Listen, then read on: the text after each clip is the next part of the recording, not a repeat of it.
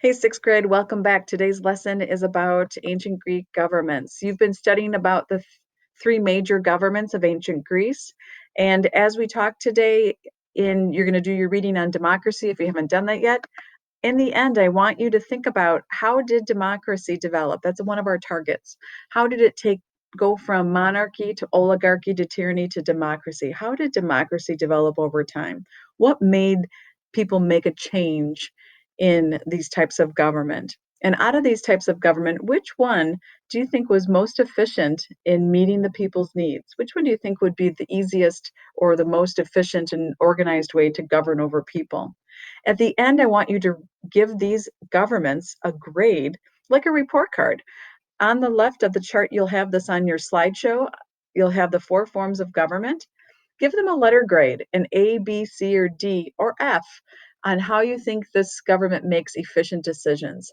In a monarchy, do they make quick decisions? Is it efficient? Do they give equality to all people?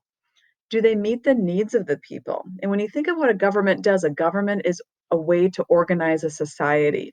It helps people function. It helps businesses grow. It helps people get their needs taken care of, the goods or services in an economy. Safety, right? We've talked about government as an important piece of an organized society or civilization. Um, let's just do a quick review of monarchy, and then we'll come back to the report card. Monarchy, one ruler, a king. They inherit the power. They're usually wealthy. When we think of a king, they have that lavish, luxurious lifestyle. Um, and that was for over 1,000 years in Greece. They were overthrown by the aristocrats. The aristocrats were the small group of wealthy landowners. They were kind of like just underneath in the social structure of the king. These were wealthy people who were sick and tired of the monarch or the king making all the decisions. They overthrow the king and they rule over Greece. They usually made laws that favored themselves, the rich people, and the poor got poor. The rich got richer and the poor got poor. A very unbalanced, very not equal society. Eventually, the poor got sick and tired of that, and they sought out someone to help them, and that was a tyrant. A tyrant is usually a leader from the army. They supported the rights of the poor, oftentimes ruling harshly. Today, tyrants and dictators have kind of a negative, um, connotation to them. But back in ancient Greece, they were more supportive of the working class and the people. They wanted to help them as best they could. Unfortunately, they did return to be more ruling harshly than more fair. So they were pushed out of power. And what made the next turn in government was democracy. In ancient Athens, when we talk about the change in government, it's mostly this idea of how can the people become more involved? How can we help make the decisions? We don't want to be ruled by one king or just the wealthy or a cruel tyrant. We want the people, we want us to make the decisions. And so they did. They would form an assembly.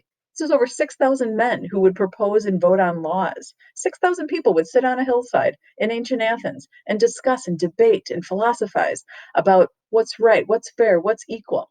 And they would vote. This was new. This is powerful. This is power to the people. And that's what democracy means, power to the people.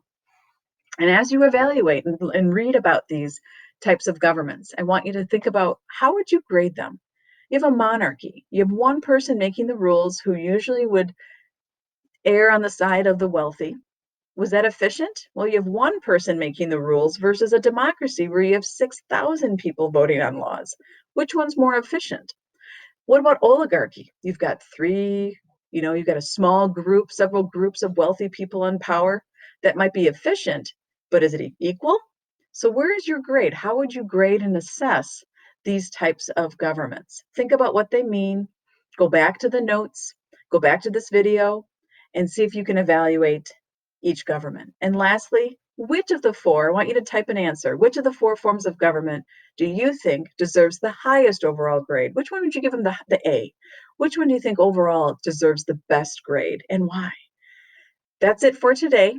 Stay tuned for Monday. We'll see you back on Monday for another week of learning. I miss you guys. Take care. Bye-bye.